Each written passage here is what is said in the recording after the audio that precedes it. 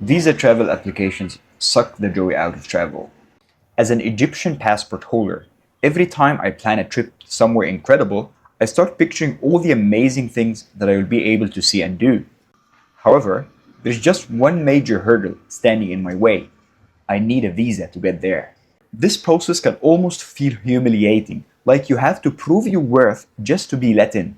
This is especially the case with Schengen visas. In this video, I will be sharing my experience from multiple visa applications over the years, demonstrating how the process can feel very invasive, emotionally overwhelming, and overall frustrating. Hello, my name is Bahrawi, and in this channel I share some of the stuff that has helped me level up my life, whether I'm traveling or at home. Before delving into the content of the video, I want to express that I understand that it is already a privilege to have the opportunity to travel to begin with, and this video is just me relaying my experience regarding the matter. So without further ado, let's delve into the frustrating aspects of the visa application process. The first point, and the thing that bothers me the most with the whole process, is how intrusive and invasive it is. In order to get approved for a Schengen visa, for example, you have to prove that you have the financial means to be able to cover the expenses of your trip. To be able to do this, you typically have to submit a bank statement covering the activity on your account spanning the past 6 months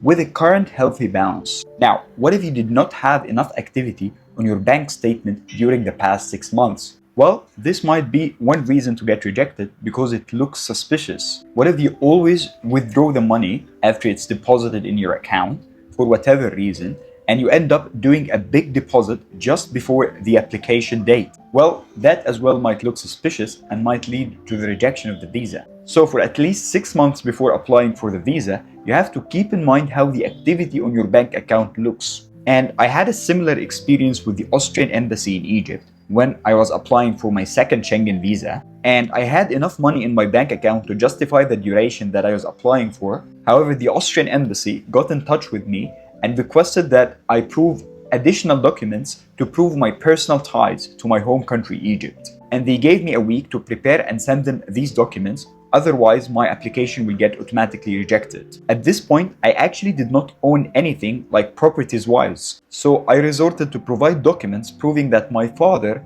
has a number of properties that he owns in Egypt. And of course, these documents were in Arabic, so they had to be translated by a certified translator approved by the embassy. And as you can imagine, it was such a hassle to even search for these documents and translate it and provide it to the embassy within the 7-day window that they have given me. But the main bothering point was not the logistical aspect of it. It was how humiliating and invasive the whole thing felt for me. The next point I want to emphasize is how flexibility and spontaneity is discouraged while applying for such visas. For example, if you decided that you want to go to Europe and spend 2 months there, one of the requirements of almost all of the European embassies is that you have to provide a detailed day-by-day itinerary of the entire trip, and you also have to provide accommodation bookings for the entire trip. And in some cases, it would be requested from you to provide transportation arrangements as well. For example, I was actually asked in 2022 to provide to the Austrian embassy transportation arrangements between Austria and Ljubljana in Slovenia. It is absurd for me to think that I actually have to provide bus or train reservations 2 months in advance before even stepping a foot in Europe. Like, what if I decide to go by car or by other mode of transportation when I arrive in Europe? Am I not allowed to do this? Well, it's just requested that you provide these documents, so I just did. And this whole thing of providing a detailed itinerary of every day of your trip just rubs me the wrong way. First, in my point of view, it is inefficient. If I wanted to lie, I would just provide an itinerary that looks reasonable. I would also book cancelable or refundable accommodations and cancel them just after the visa is granted. Now, is this the right thing to do? Absolutely not. However, is it objectively more likely to get you the visa?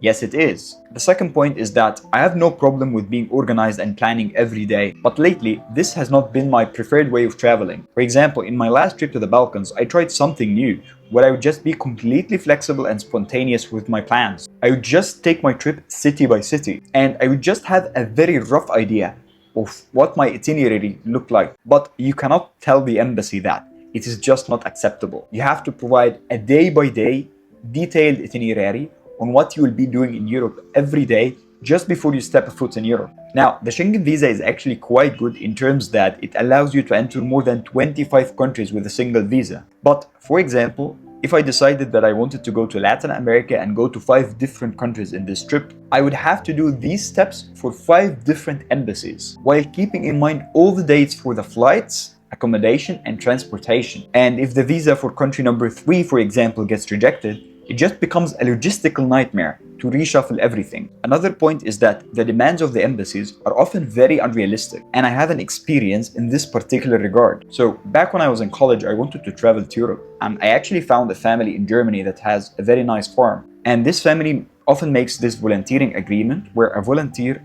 student, in many cases, would just come and stay at the farm, and he would be offered free accommodation and free food in exchange for some of the work in the farm to be done by the volunteer. And this is actually a quite common agreement. And so I asked for an invitation letter from the family to be able to submit it to the German embassy, and I applied for the appropriate visa type. I then received a call from the German embassy telling me that I have to issue a work permit from what is known as the Bundesagentur für Arbeit, which is, as I understand, the German federal agency that is responsible for work and employment and all this kind of stuff. Now, is there a valid way for an Egyptian living in Egypt to be able to issue this permit while living in Egypt? I honestly do not think there is. And the embassy did not provide any instructions on how to do so. They just told me that they need this permit. And the point is, this is a volunteering agreement. It's not a work agreement. So if I had a way to be able to apply for this document, I wouldn't be able to get it anyway. So of course, I was unable to provide this document, and my visa got rejected because of this, which was my only visa rejection so far. Now, am I saying that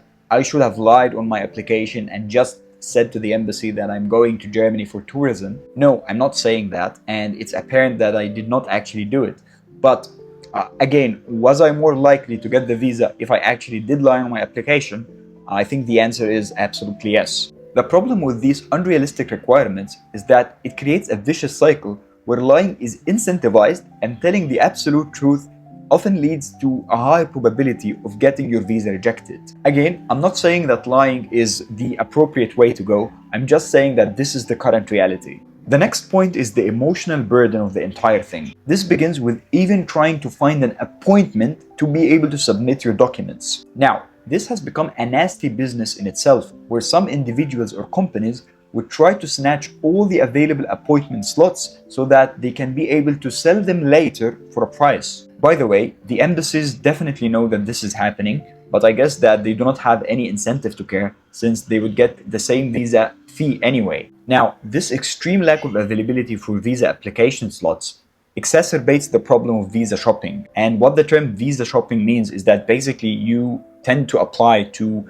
an embassy, a specific embassy or specific country, just because it gives you a higher chance of getting your visa, even if you did not particularly intend to visit this particular country. For example, if someone wanted to visit France and wanted to apply for a Schengen visa through France but could not find any appointment slots, they might end up applying through Italy, even though they do not have any plans to go to Italy to begin with. And visa shopping is really frowned upon and supposed to be not allowed by almost all the European countries, but I have the belief that it will keep happening as long as the system stays the same. The next point is the emotional toll and the stress of uncertainty. There is always the constant worry of rejection, even if all the requirements are met.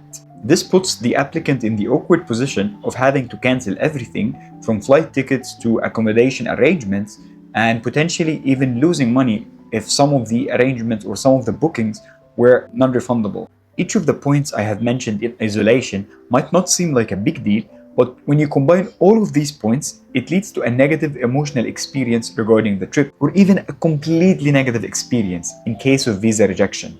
Now, I want to end the video with a couple of points. First, if I wanted to visit a certain country and this country has certain rules and regulations that I have to follow to be allowed entry into this country, I either have to accept that and go through the process that the country has outlined, or decide not to pursue traveling to this country at all. So I totally accept this point, and as I mentioned in the intro, it is a privilege to travel and not a necessity at the end of the day. The second point is that I understand why countries are being stringent with their visa application processes. I understand the whole thing with illegal immigration and that embassies are just trying to do their due diligence. After all, the embassies have no way of knowing your intentions and whether or not you intend to comply or overstay your visa. However, this video is just a way of relaying my experience, and I also believe that the system in place right now is not efficient for all parties involved. At the very end, I would like to say that my approach to the visa application process is that I try to look at it as just one more logistical thing that I have to prep for my travel, and I just try to compartmentalize it in my mind in that box. So once I hopefully get my visa, I just put this process behind me and just aim to try to enjoy my trip as much as possible. Thank you for watching till the very end. If you enjoyed or found this helpful, a like and subscription would be greatly appreciated.